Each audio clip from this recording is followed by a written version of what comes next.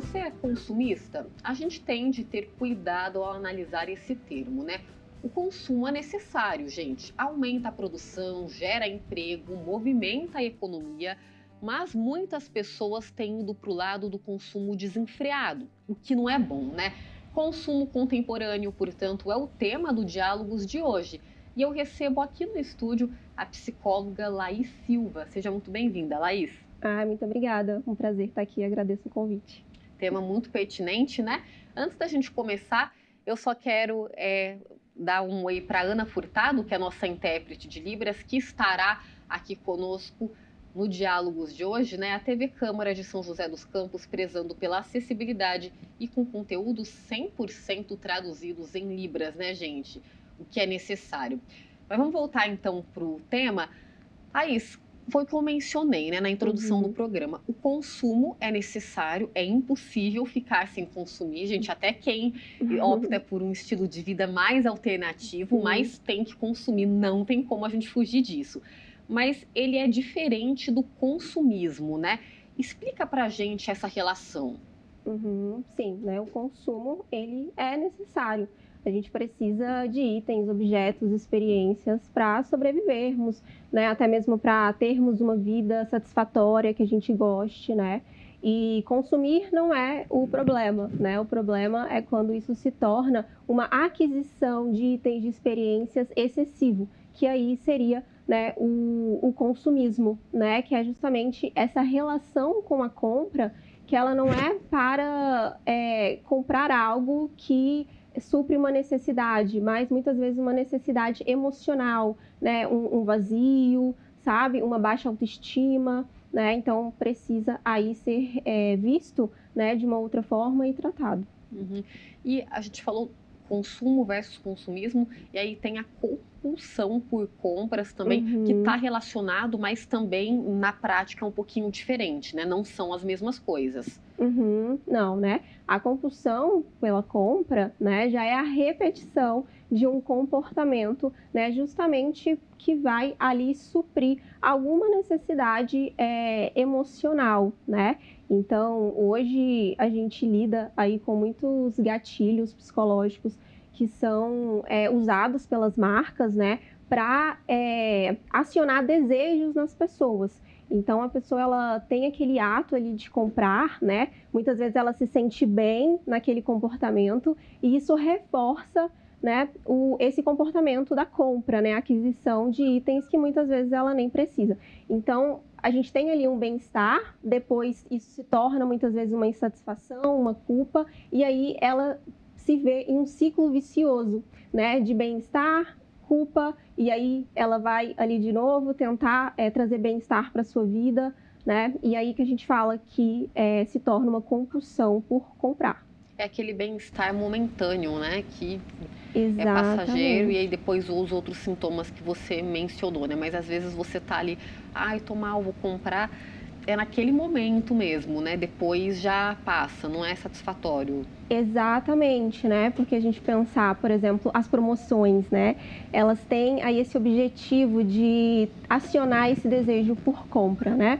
E a pessoa, ela compra, ela tem uma satisfação imediata. Então, ela pode se sentir bem por segundos, minutos, dias, né? Mas é uma compra irracional. Muitas vezes ela não reflete se ela precisa daquele item, daquela experiência, né?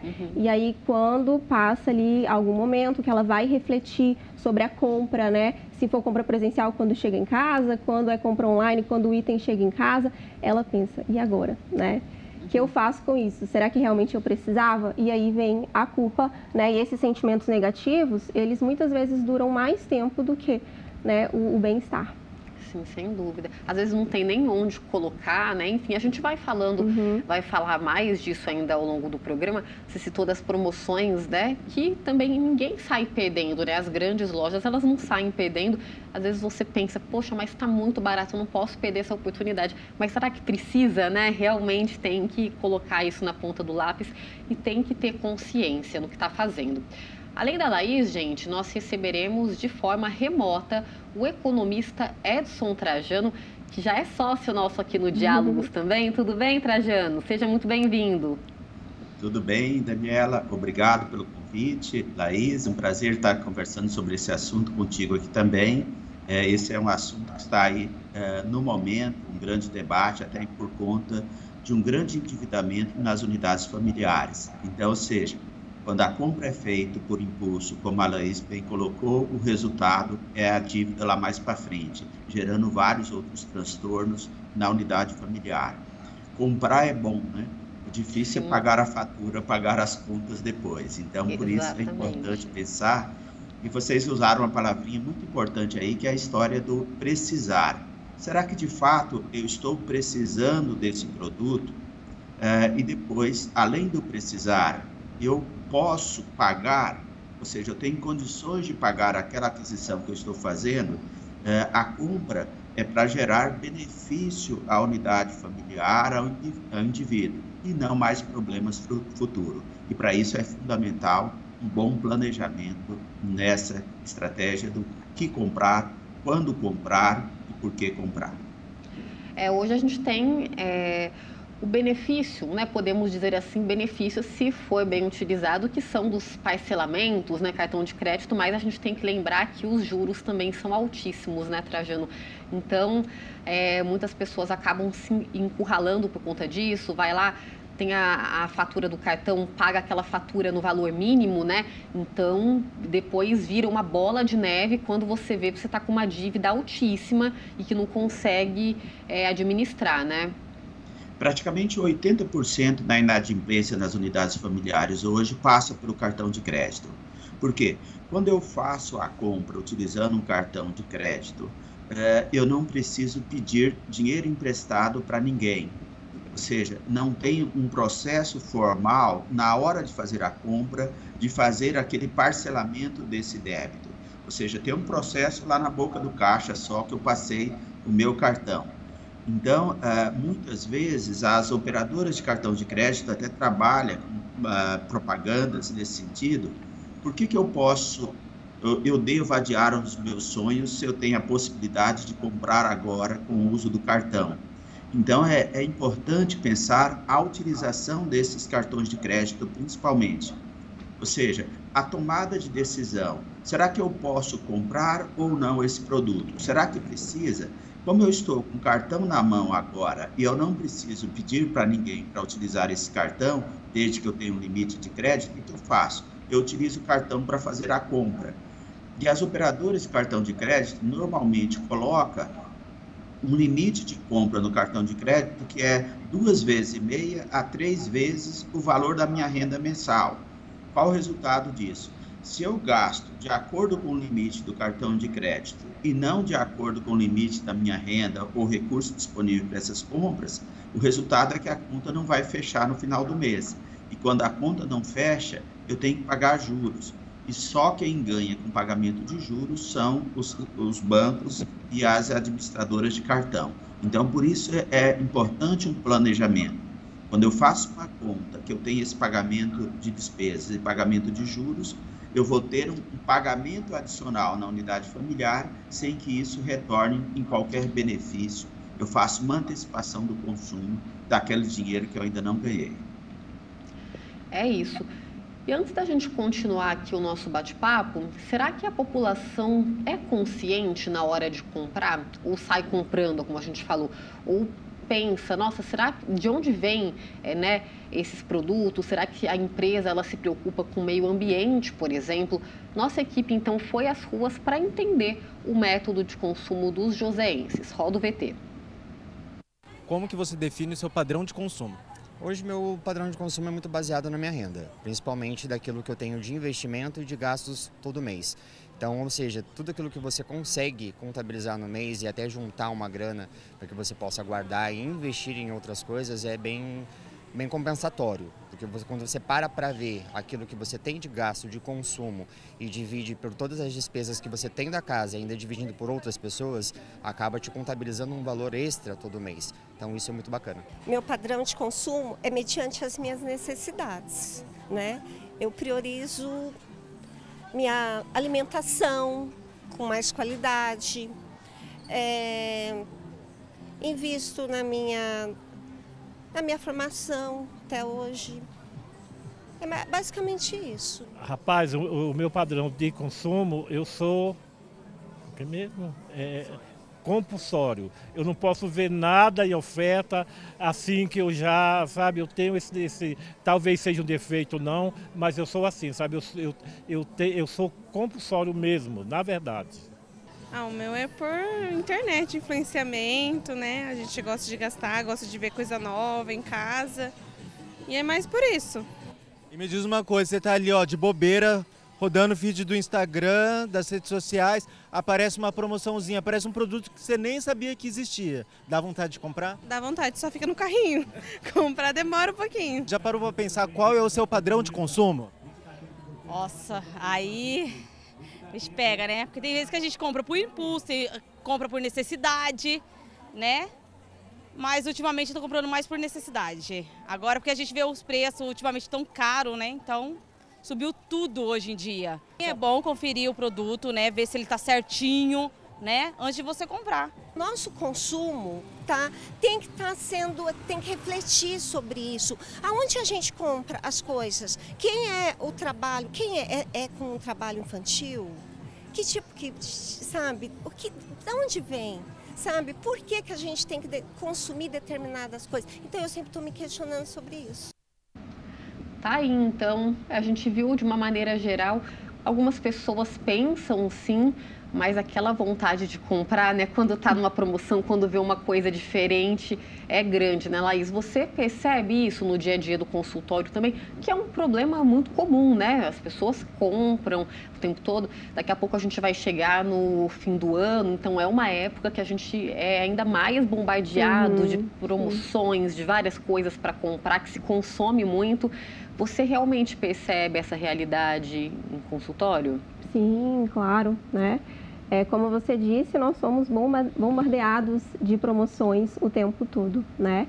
E você comprar algo impulsivo quando ver alguma promoção depende muito também do seu estado emocional naquele dia, né? Então, se você acorda, acontece alguma coisa, ou acorda não está ali com humor, né, ativo, está mais deprimido, então você vai ficar mais vulnerável a esse tipo de promoção que aparece para você, né? Seja em rede social, seja, né, na rua, quando você está passando e vê alguma promoção, né? Então, é muito comum que isso aconteça. E hoje a gente tem que também entender que vivemos uma era onde as pessoas estão mais ansiosas, né? Isso o Brasil, no mundo, inclusive, é um dos países mais ansiosos do mundo, né? Tá ali entre os top 2, top 3, isso influencia. Exatamente, né? Foi considerado aí pela Organização Mundial de Saúde no ano passado, né? O país com a população mais ansiosa no mundo, né? Então, isso também vai influenciar esse comportamento que vem muitas vezes, né, para compensar de forma negativa uma ansiedade. E uma coisa que preocupa é que cada vez mais cedo, né? Você pega crianças, adolescentes, hoje também com o advento do celular, né? Tá ali, às vezes está jogando, já aparece propagandas, e propagandas também que são muito atrativas para as crianças, né? Então, também está cada vez mais cedo, a gente está tendo esse problema. Sim, e as compras, né, atualmente são feitas de forma muito rápida, você não precisa nem pegar o seu cartão de crédito, né? Ele já fica ali cadastrado, muitas vezes nos sites, então com um clique você faz uma compra, né? Então não tem realmente ali um raciocínio de você pensar, como a gente falou anteriormente, se eu preciso disso, né? É um comportamento totalmente emocional, né? Justamente para trazer ali uma satisfação, compensar alguma emoção negativa. É isso, vamos voltar para o Trajano.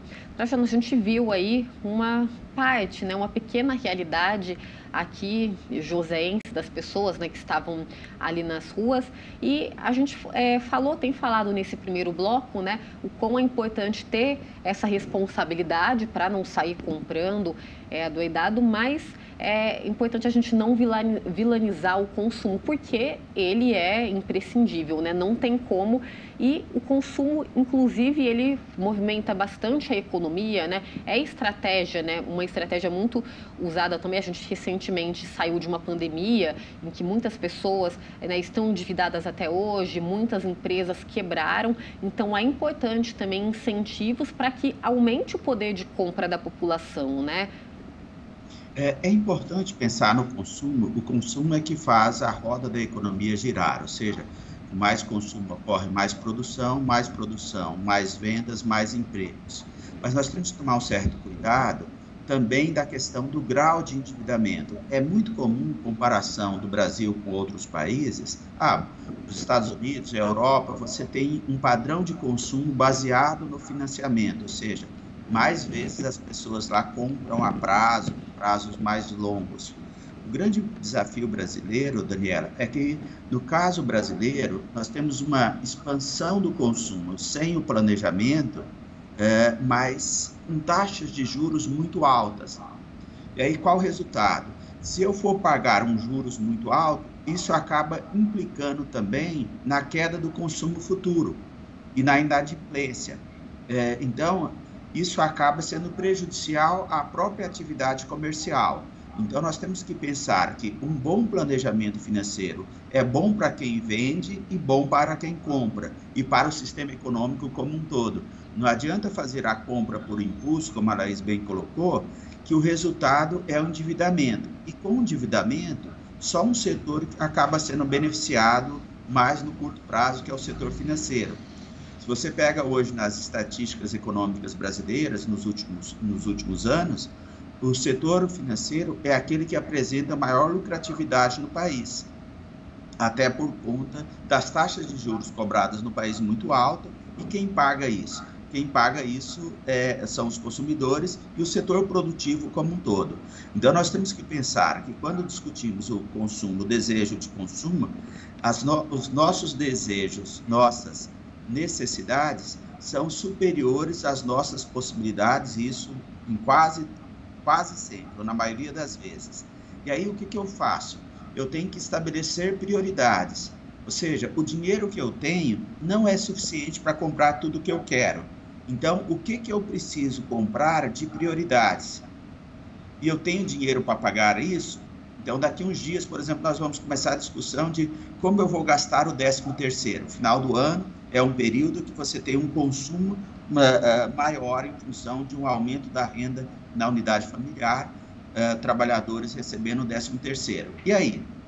O que eu faço com o 13º? Tem tantas coisas para gastar com o 13º, e a maioria das vezes eu gasto tanto que esse valor é muito superior ao dinheiro que eu vou receber.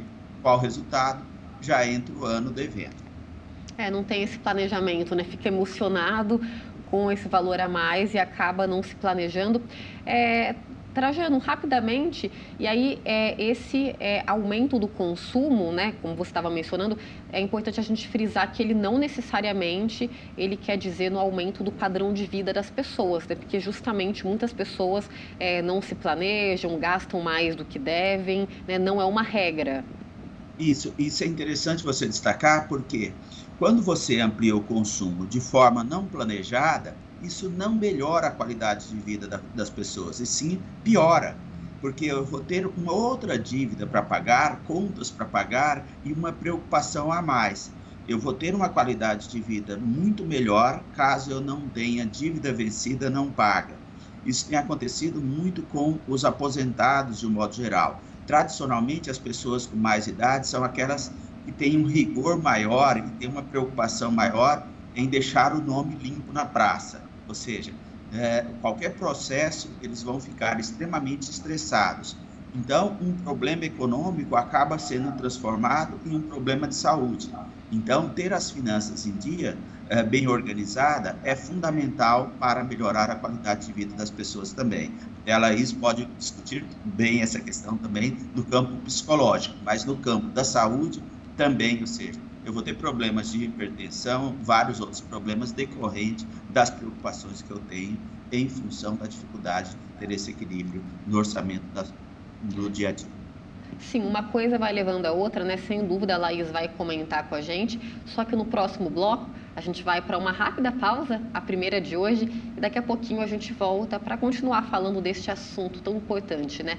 Consumo contemporâneo. Até já!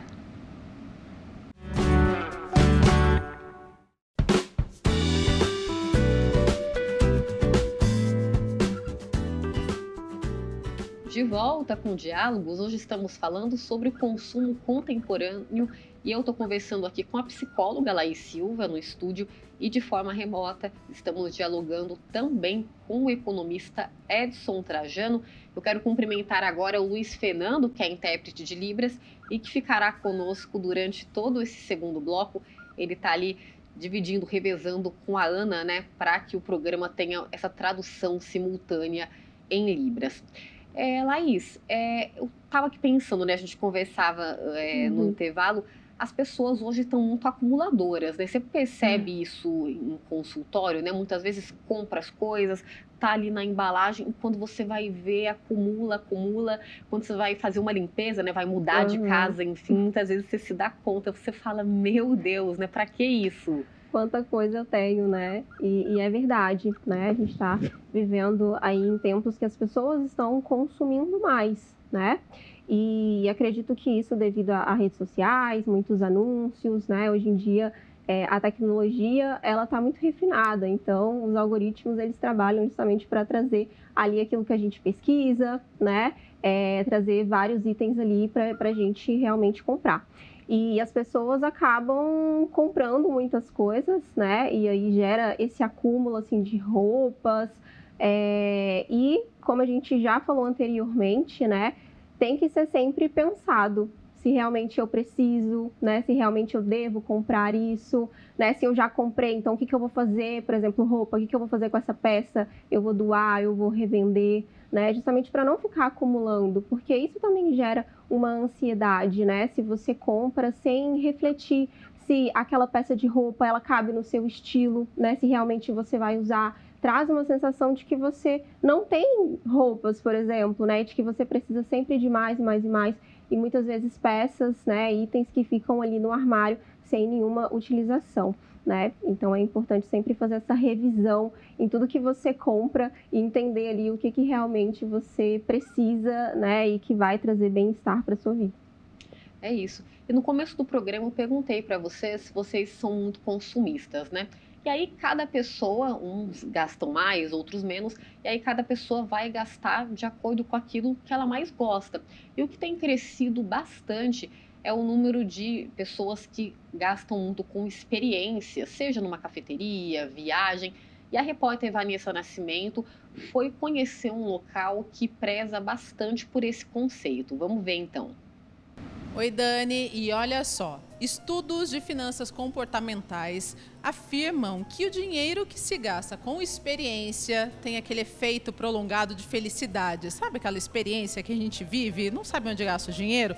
Vou fazer o seguinte, eu estou numa cafeteria aqui em São José dos Campos, vou conversar com a Lígia, que é barista. Lígia, aqui nessa cafeteria em especial, quais são as experiências que o cliente vive?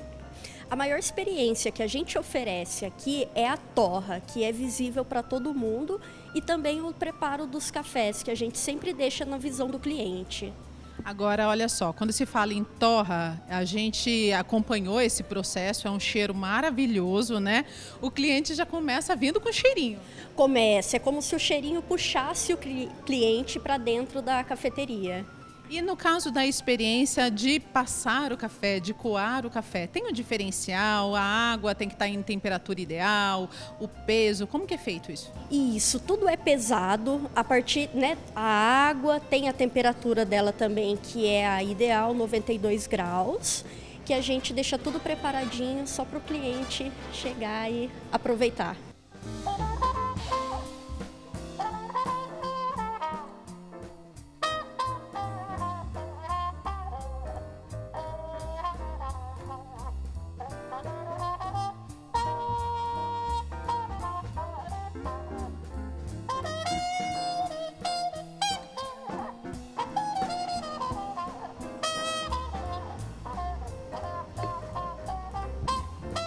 Bom, Dani, não é segredo para ninguém que eu adoro um cafezinho, né?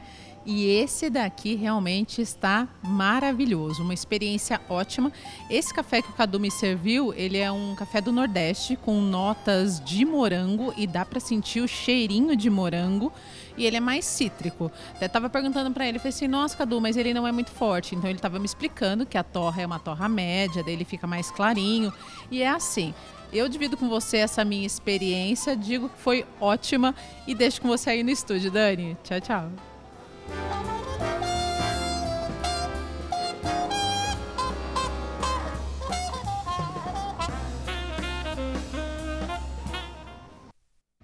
Thaís, deu bem, né, Vanessa? Um bom café, nada mal, né? Laís, é isso mesmo, né? No caso ali, você não paga só pelo café, você tem toda a experiência e as pessoas têm procurado mais isso, porque quando a gente fala, né, o caso de uma cafeteria, por exemplo, viagens, você está investindo também no seu conhecimento, no autoconhecimento, em cultura, né? E assim vai, diversas outras coisas, né? Sim, as pessoas têm buscado mais, né? E o mercado tem oferecido também mais experiências, né? E acredito que essa é uma mudança que vem acontecendo devido às mudanças nas gerações, né? Então as pessoas hoje buscam mais entender assim sobre as marcas, né? Sobre os valores, os propósitos, né? Sobre os investimentos que essas marcas fazem, assim, sustentabilidade, projetos sociais, né? E as pessoas buscam cada vez mais ver essa autenticidade, né? Tanto das lojas quanto das marcas, e também buscam um serviço mais personalizado, né? Justamente porque a gente está valorizando mais, né, esse autoconhecimento, o cuidado com a nossa saúde e também, né, encontrar mais satisfação na vida, né? Buscar elementos que vão trazer ali mais bem-estar e uma vida, né? Construir uma vida que vale a pena ser vivida. E pegando esse gancho, né, desse perfil, falar um pouquinho desse perfil do consumidor moderno, a gente tem um dado aqui, olha só, 87% das famílias afirmam que são influenciadas pelos filhos, né? E aí, grande parte, né, com os filhos que são da geração Z, aí com seus 20 e poucos, na faixa dos seus 20 e poucos, quase 30 anos. Outro dado que eu achei bem interessante também é que o consumidor, o chamado consumidor 5.0, olha só, ele é aquele que usa das tecnologias para comprar e para pesquisar soluções dos produtos que deseja e está também muito aí preocupado, né? Como a gente falou no começo, de onde vem? Será que dessa loja que eu estou comprando, por exemplo, escraviza os funcionários, né? Vem de trabalho escravo, né? Uma mão de obra mais barata. Então, tudo isso é preciso ser pensado, ainda mais em tempos como hoje, né? Que a gente está, esse consumo exacerbado e o planeta, ele está pedindo socorro, Sim, né? Exatamente, né? Então, é uma preocupação que a gente vê aí nas pessoas e uma preocupação muito importante, né? E que ajuda a equilibrar esse consumo, né? Ter um consumo mais consciente, porque mesmo que essas experiências elas tragam muito bem-estar para a nossa vida, né? E realmente traga autoconhecimento, sempre tem que consumir com consciência, né? Nunca agindo ali de forma que vá prejudicar você. Sem dúvida. A gente tem até um dado, né?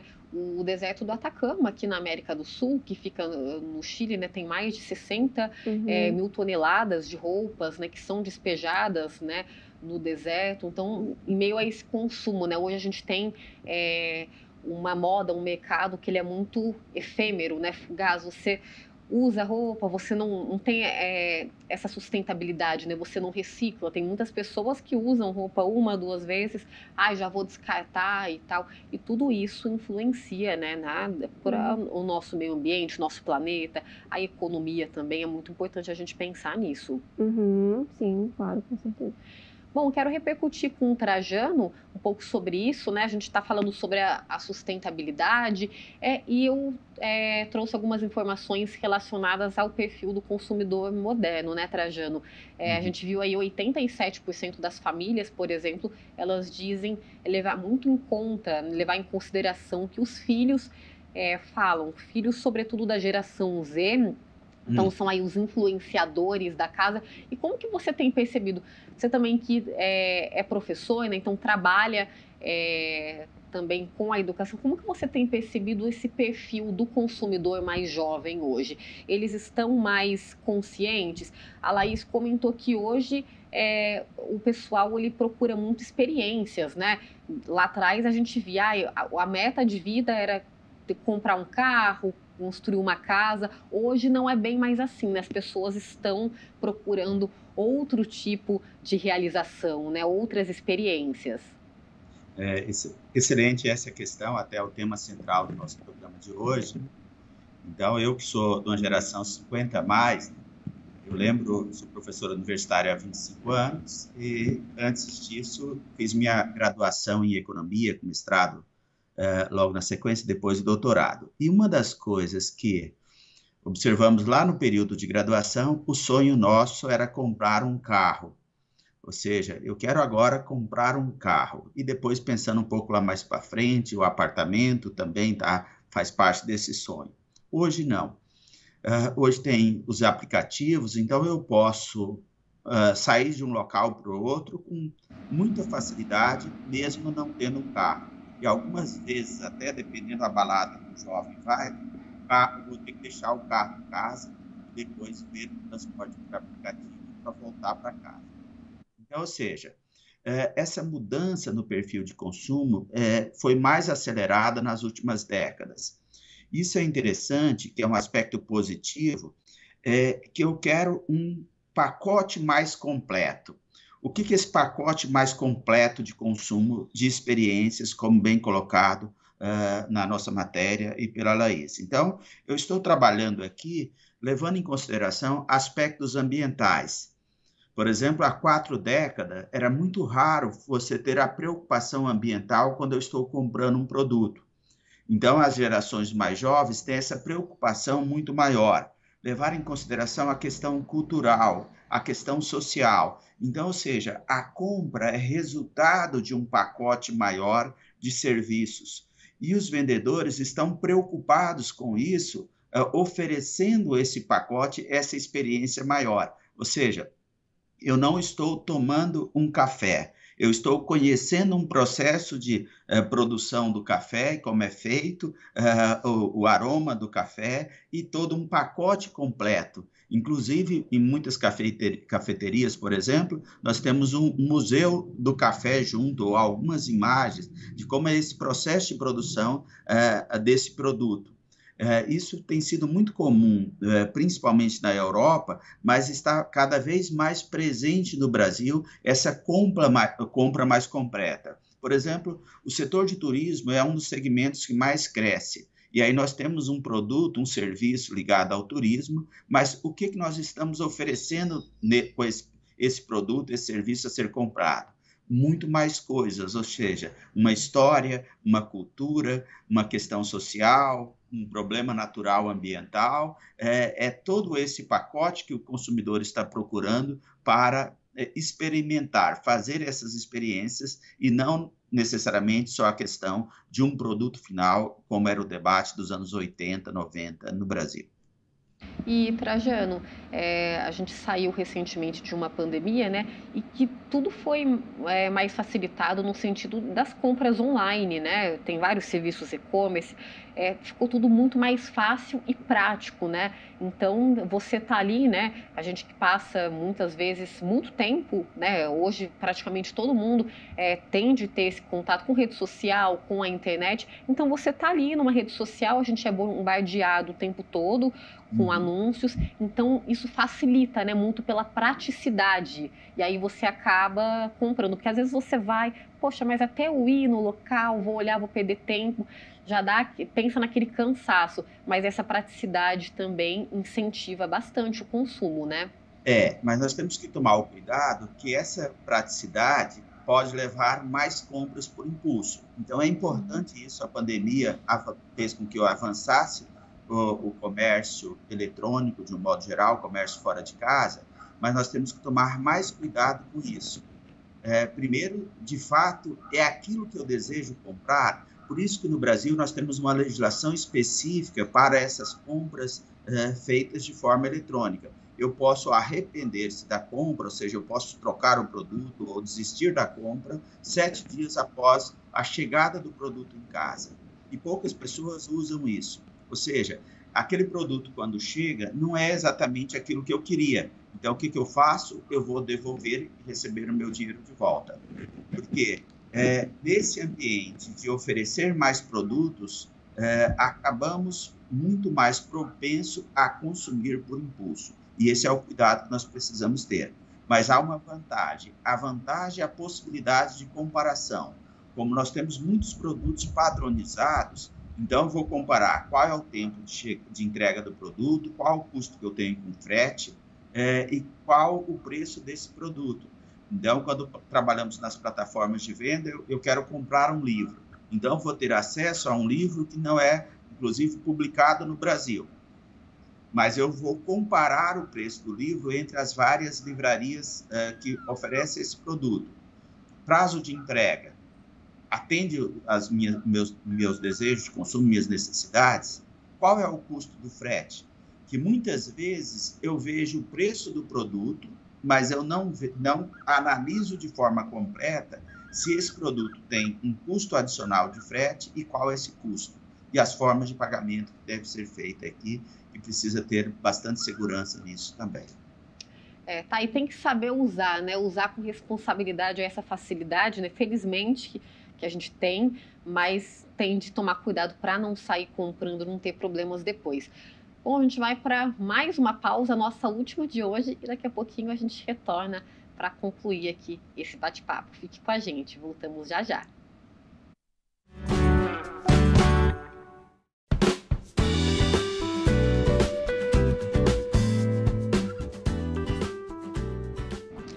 De volta com diálogos. Vou começar aqui com a Laís. Laís, uma das estratégias, das muitas estratégias, né, que vão se atualizando cada vez mais, é o neuromarketing, né? Hoje as marcas, elas utilizam de jingles, cores, muitas vezes até cheiros, né? Quando você vai a uma loja específica, dos significados para atrair as pessoas, né? Às vezes é muito comum, você olha para alguma coisa, você lembra de alguma coisa passada, né? Às vezes de alguém da família. Tudo isso para mexer justamente com as emoções do consumidor, e isso acaba afetando diretamente na hora da compra, né? Tem que se policiar para não cair aí. Exatamente, tem que ficar atento ao que a gente chama de gatilhos psicológicos, né? Que é justamente esses estímulos que vão gerar respostas psicológicas, que são pensamentos, respostas emocionais, né? Emoções, tristeza, ansiedade, satisfação, insatisfação, e também respostas comportamentais, que é uma ação, que no caso aí seria a compra, né? E você identificar o que esses recursos, né, que são usados para nos atrair, acionam, né, em nós, é muito importante para que você não chegue a fazer uma compra impulsiva, né? E Laís, a gente já mencionou aqui da ansiedade, o país inclusive é um dos países mais o Brasil, né, um dos países mais ansiosos do mundo, e tudo isso influencia na hora de você comprar. Muitas pessoas utilizam como uma válvula de escape, né? Eu tô chateada, tô triste, tô sentindo um vazio, eu vou lá e compro, né? Como dosar? Quais as dicas, né, para saber até ok, eu vou consumir, eu trabalho, eu tenho o direito de comprar alguma coisa que eu quero, mas quando identificar isso para a pessoa ou para alguém próximo, né? Como identificar que não tá legal, não tá saudável? Porque, né, a gente merece, você quer fazer um agrado para você, mas como identificar? Muito bom. Exatamente, né? O problema não é comprar, é você fazer uma compra sem nenhum planejamento, né? Justamente porque está ansiosa e quer ali compensar essa emoção de uma forma negativa, né? Então, alguns sinais seriam aí, o primeiro, né? Como a gente falou, esse acúmulo de coisas. Então, você está comprando muitos itens ou está aí, né, se beneficiando de experiências sem isso se encaixar no seu orçamento, né? E então, o planejamento financeiro, como a gente está falando muito aqui, né? O Trajano trouxe pra gente, é essencial nesse momento, né? Você sempre está olhando o seu extrato bancário, você sempre acompanhar a fatura do cartão de crédito, né? Então, você tem uma dificuldade, até de fazer isso também é um sinal, né? Uma dificuldade de acompanhar as suas finanças, de não... eu não quero nem saber, né, como está ali o meu orçamento, o que eu estou gastando, também é um sinal de que você precisa buscar uma ajuda, né? De que você está ali consumindo excessivamente artigos que você não precisa. Uhum. Trajano, eu quero pegar esse gancho, né? A gente falou muito do planejamento, que é a base para quase tudo na vida também, né? E aí muitas pessoas podem pensar, poxa, mas eu trabalho tanto, eu não tenho direito de ter isso ou aquilo. Tem, às vezes não naquele momento de fato, mas com planejamento é possível, né? E aí eu aproveito para te perguntar qual esse caminho, né, para a gente evitar que muitas famílias, né, passem por isso. É a educação financeira desde cedo, né? A gente precisa normalizar, implementar isso cada vez mais cedo em casa, na escola, para ir propagando, né? Então, tudo começa com a ideia do eu mereço, eu tenho direito, não é isso?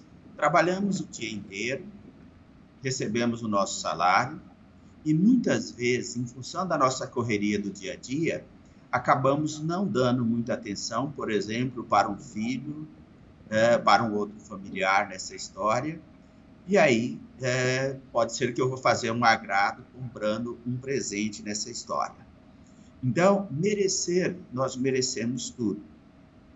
Só que esse merecimento tem que ser acompanhado do planejamento financeiro familiar. Porque a solução de um problema do presente pode gerar um maior problema do futuro.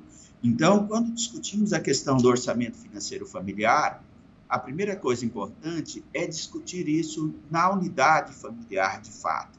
Não adianta pensar em fazer contas separadas. É muito comum os jovens casais, no primeiro momento, falam, vamos juntar nossas contas, vamos trabalhar juntos, beleza.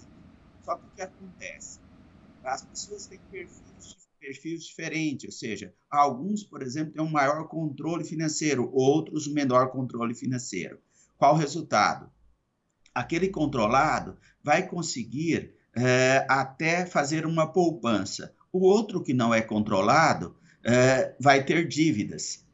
E aí muitas pessoas falam, eu consigo pagar todas as minhas contas, mas eu não consigo guardar dinheiro. Então, um guarda dinheiro, recebe juros, lá de menos de 1% ao mês, e outro tem dívida, por exemplo, pagando taxa de juros no cartão de crédito, no cheque especial, de 6% ao mês. Quem ganha com isso? O banco. Então, é importante fazer essa discussão na unidade familiar para que nós possamos comprar, de fato, aquilo que precisamos e que temos possibilidade de pagar. E a dica aqui é colocar na ponta do lápis quanto eu recebo e quais as prioridades de gasto na unidade familiar. Então, se estamos planejando uma viagem no final do ano com a família, então vamos guardar dinheiro para isso.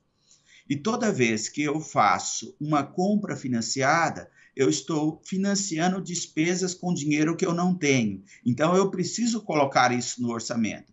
Então, pode ser que na viagem programada para o final do ano, eu tenho dinheiro só para pagar metade das despesas e a outra metade será financiada. Não tem problema eu financiar a outra metade, mas eu tenho que colocar isso no orçamento futuro, ou seja, que se eu recebo um salário de 4.000 e já tenho comprometido R$1.000 de despesas outras, seja no cartão de crédito, seja outras despesas, eu só posso gastar o que sobrou. Então, eu tenho que fazer uma adequação do meu orçamento àquela nova realidade financeira. É muito comum as pessoas, por exemplo, quando têm dívidas, juntam todas essas dívidas ou fazer um empréstimo consignado em folha de pagamento.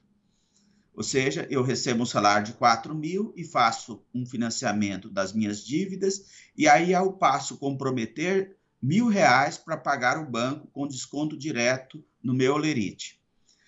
Isso vai fazer com que a renda disponível caia de 4.000 para 3.000. O que eu preciso fazer? Fazer uma adequação das despesas minhas para essa nova realidade do meu orçamento financeiro. Porque se eu continuar gastando 4.000, qual o resultado? Eu vou ter outras despesas. daí eu vou precisar fazer outras negociações desse débito e vai chegar um belo momento, eu tenho uma bola de neve devendo várias contas no banco, a fatura de cartão de crédito e várias outras coisas. Então, esse planejamento financeiro familiar é importante ser bem colocado na ponta do lápis e não contar com dinheiro que, de fato, eu não recebi.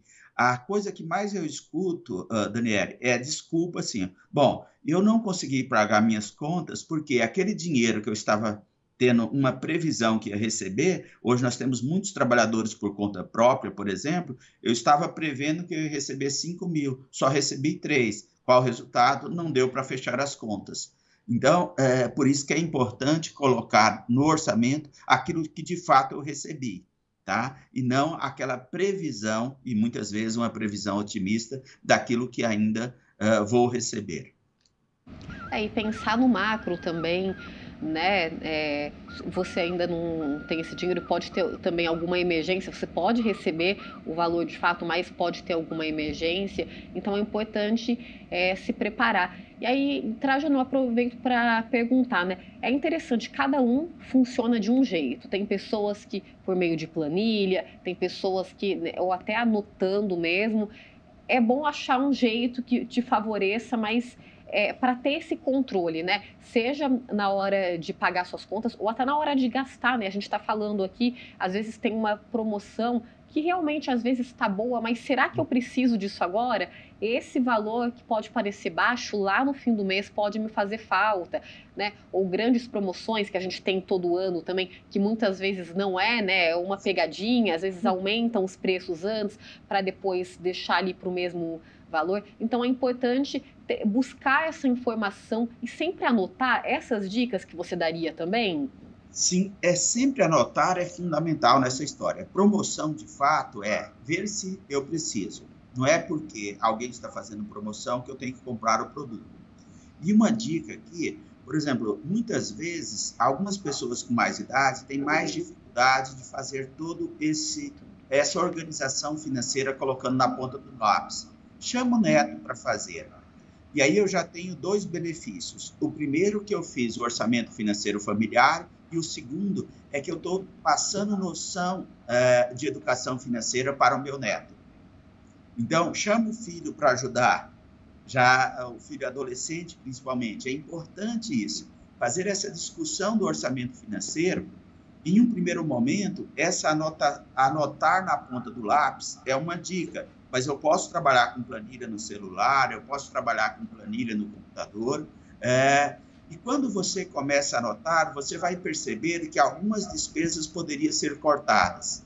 E vai facilitar, você vai ter um mapa mental daquilo que eu posso, de fato, cortar e o que eu não posso. Então, eu só vou conseguir estabelecer prioridades das despesas se eu enxergar isso. E você bem colocou, é importante pensar numa reserva financeira. Nós, economistas, sempre falamos, se possível economizar entre de 10% a 20%, é importante para cobrir eventualidades. Eventualidades sempre aparecem. Se eu tenho uma poupança lá, o que acontece? Quando tem a eventualidade, ao invés de eu entrar no cheque especial, o que eu vou fazer? Eu vou sacar o dinheiro da poupança para cobrir isso. E, Trajano, a gente tem falado aqui, né, faz parte desse consumo contemporâneo, as pessoas se conscientizarem mais, e a gente sabe que o nosso planeta ele pede socorro, né? Esse consumo exacerbado, uma hora a gente vai pagar a conta, aliás, já estamos pagando, né? Não é uma conta que vem tudo de uma vez, e é importante também, né, que o poder público entre nesse debate, né? De criar métodos com que a população ela consuma de uma forma mais consciente, e aí entrando, né, puxando sardinha para o seu lado da economia também, reveja a questão dos juros, né, para que não fique muito alto, mas principalmente, né, que incentive a sociedade como um todo a consumir de uma forma mais consciente. José dos Campos foi uma das primeiras cidades no Brasil de colocar educação financeira na educação básica. Essa é uma proposta bem interessante que precisa avançar. É sempre importante trabalhar com as crianças, com os adolescentes nesse momento. A educação financeira é a base para um planejamento para melhorar a qualidade de vida das pessoas. É isso que nós temos que entender.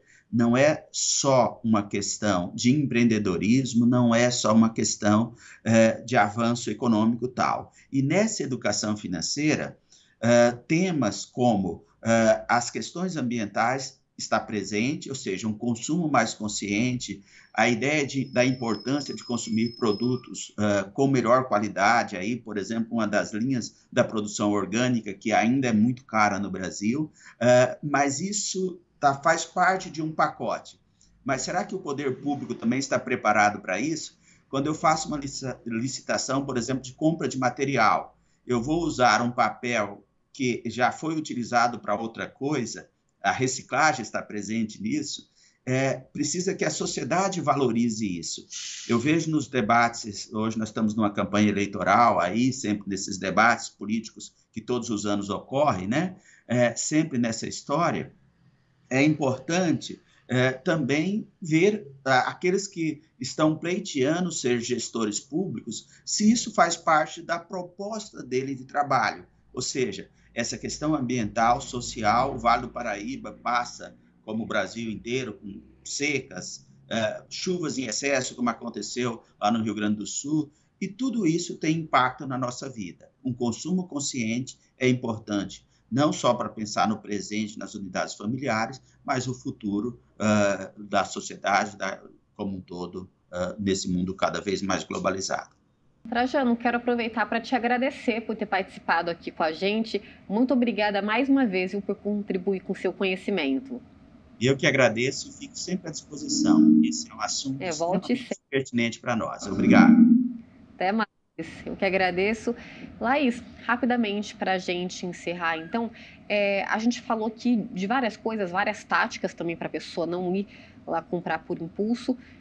E tem essas técnicas, essas táticas, mas é preciso também que a pessoa ela se dê conta que, no caso, ela está com esse problema e aí ela procure ajuda, né? Seja terapia, seja uma outra forma, esse autoconhecimento, né? Porque, infelizmente, a gente não consegue fazer tudo o que a gente quer ou gostaria na vida, então a gente tem que se controlar em muitas situações. Isso faz parte do jogo, pessoal. Então é importante, né, ter esse discernimento também, né? Exatamente. E muitas vezes é difícil você tomar consciência do problema, né? Então, como o Trajano falou muito bem, a gente está falando aqui, o início, o primeiro passo é começar a fazer esse acompanhamento financeiro, né? Você, pelo menos, anotar ali os seus gastos, fazer uma lista também do que é desejo de compra, o que é uma necessidade, porque assim você vai tomando consciência desse seu comportamento, se é um comportamento problema ou se não, se você está conseguindo manejar bem aí os seus impulsos de compra, né? E caso as pessoas estejam se percebendo nesse ciclo vicioso que a gente falou aqui, de comprar impulsivamente, né? Talvez para suprir ali emoções negativas, é importante que busque ajuda, né? Pode conversar com pessoas também da rede de apoio, familiares, amigos, mas eu entendo também que é um problema muito complicado e muitas pessoas às vezes se sentem envergonhadas por estar em uma situação de descontrole financeiro e aí entra a ajuda profissional, né? A psicoterapia mesmo é um ambiente seguro, onde a pessoa ela pode expressar, né, o que ela está pensando, o que ela está sentindo e ali ela vai ter, né, ela vai aprender recursos necessários para entender tanto o que, né, esses gatilhos acionam, né, quais as reações psicológicas, emocionais, e também como mudar esse cenário atual, né, de descontrole financeiro. E a ajuda também de um consultor financeiro é muito importante para ajudar nessa organização e planejamento, né, para que ela tenha uma vida financeira estável. Bacana, você tocou no ponto do diálogo, né? Então, dialogue com sua família, amigos, pessoas que você tenha confiança. O mais importante é não ter medo, não ter vergonha de pedir ajuda, né? Porque ninguém é de ferro, gente, né? Seja com esse problema ou com outros, né? É importante ter esse discernimento, porque só assim você vai andar para frente, né? Laís, obrigada, viu? Eu que agradeço. Por participar aqui com a gente e seja bem-vinda sempre. Muito obrigada, agradeço. É isso, gente. Eu quero agradecer a Ana Furtado também e o Luiz Fernando, intérpretes de Libras, que estiveram com a gente em todo o Diálogos de hoje. E o programa fica por aqui para você rever esse diálogo sobre consumo contemporâneo na íntegra, é só acessar o nosso canal no YouTube, youtube.com/@TV Câmara SJC. Vocês podem nos acompanhar também pelo canal 12.3, nosso canal aberto, além do 7 da NET e o 9 da Vivo. Não tem desculpa para não ver a TV Câmara, tem opção de sobra, viu? E se você quiser dar alguma sugestão de pauta, conferir os nossos bastidores, nos acompanhe também pelo Instagram, que é o @TV Câmara SJC. Eu fico por aqui, mas semana que vem estaremos de volta novamente a partir das 4 da tarde. Até mais!